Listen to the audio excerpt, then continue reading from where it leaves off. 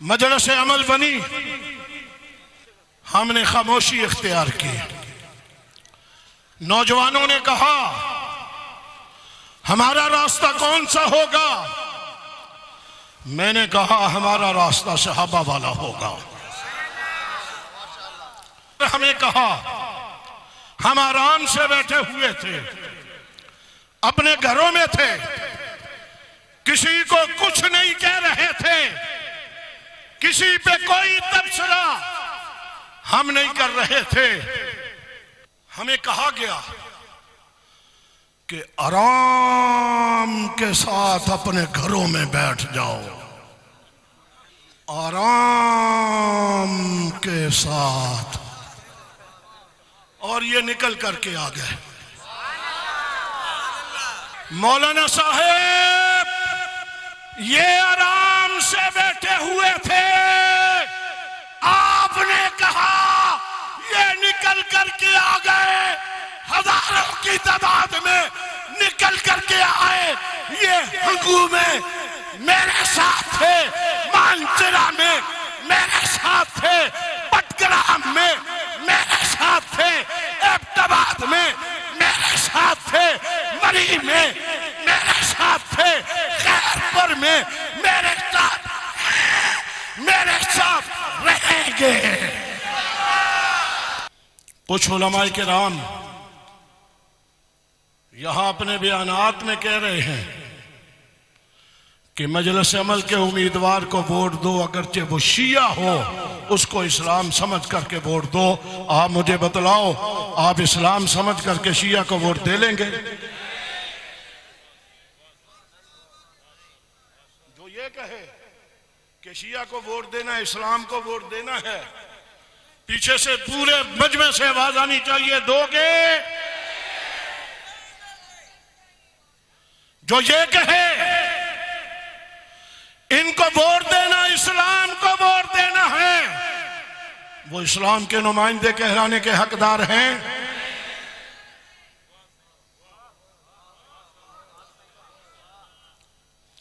مجھے افسوس کے ساتھ کہنا پڑ رہا ہے، میں آج بھی بڑا رک کر کے مجھے تکلیف ہوتی ہے۔ مفکر اسلام حضرت مولانا مفتی محمود صاحب رحمت اللہ تعالی علیہ، اللہ ان کی قبر پہ ہزاروں کروڑوں رحمتیں نازل فرمائے۔ میں نے بخاری شریف کا یہ باب بد الوحج مفتی محمود سے پڑھا ہے، جس کا تذکرہ آج ہو رہا تھا، جس کا یہاں تذکرہ مولانا منظور مینگل نے کیا۔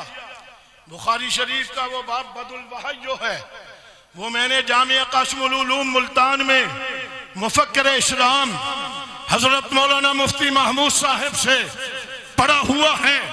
میں نے ان سے اصحاب پیغمبر کے دشمن کے خلاف جو فتاوی محمود میں ہے، وہ میری نظروں سے گزرا ہوا ہے، آپ کی نظروں سے گزرا ہوا ہے۔ ان کے بیٹے جو میرے استاد کے بیٹے ہیں، اس لحاظ سے میرے لیے قابل احترام ہیں، لیکن میں کہنا چاہوں گا حضرت مولانا صاحب صحابہ کے دشمن کو اپنے ساتھ بیٹھ کر کے میرے سے محبت کا اظہار مت کیجیے۔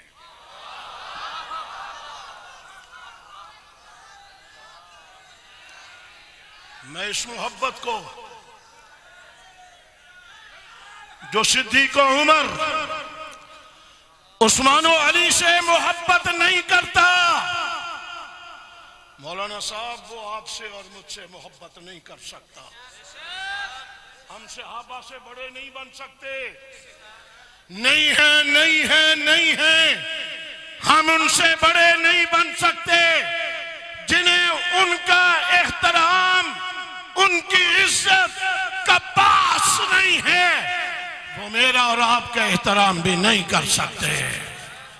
اس ملک کی سیاست میں وہ لوگ ہیں جو ملک کے اداروں کے ساتھ ٹکرا رہے ہیں، اعلانیہ پاک فوج کے خلاف، اداروں کے خلاف، عدلیہ کے خلاف، عدلیہ میں بیٹھے ہوئے تنقید کرتے ہیں ان کا راستہ رکنا چاہیے نہیں رکنا چاہیے؟ تو پھر ان کا راستہ روکنے کے لیے میں نے محسوس کیا کہ میں اکیلا راستہ نہیں روک سکتا، مجھے اپنے ہاتھوں کو مضبوط کرنے کے لیے ضرورت تھی اس ملک کے رہنے والے دیوبندی، بریلوی، اہل حدیث، سنی مسلمانوں کی مجھے ضرورت تھی۔ میں نے ضرورت کو محسوس کیا تو میں قائد جمعیت مولانا سمیع الحق کے پاس اکوڑا کھٹک گیا۔ میں نے حضرت سے کہا کہ حضرت آپ ہمیشہ مشکل وقت میں اس ملک کو بھنور سے نکالنے کے لیے آیا کرتے ہیں، حالات ملک کے یہ ہو گئے۔ انہوں نے کہا میں بیمار ہوں، میں نے کہا میں صحت مند ہوں۔ آپ بیمار ہیں، میں نے کہا میں صحت مند ہوں، میں آپ کے ساتھ چلوں گا، آپ کا شفقت والا ہاتھ لے کر کے چلوں گا، صرف آپ کو نہیں، دیوبندی، بریلوی، اہل حدیث جماعتیں۔ میں نے بٹ گرام میں یوں ہی کہہ دیا تھا جماعتوں کا رابطہ، یہ میں نے کہا تھا، ابھی میں نے کہا تھا یکم مئی جو گزر کر کے گئی ہے، یکم مئی کو ملک کی سنی 10 جماعتیں آپ نے میرے ساتھ بیٹھی ہوئی دیکھ لی، آپ نے دیکھ لی ہیں 10 سنی جماعتیں میرے ساتھ، جمعیت علماء اسلام سین، جمعیت علماء اسلام نظریہ،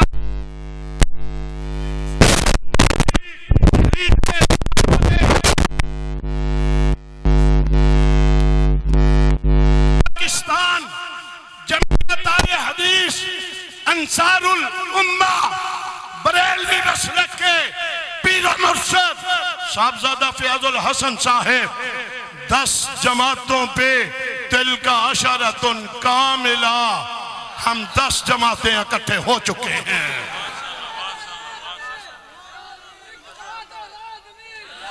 اور ابھی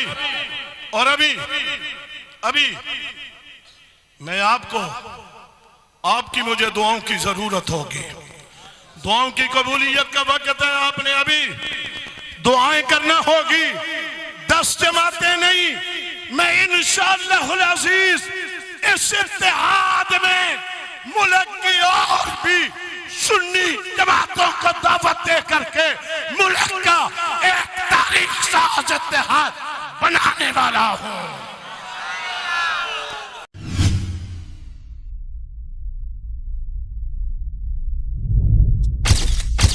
Message TV. This is your channel. This is your channel.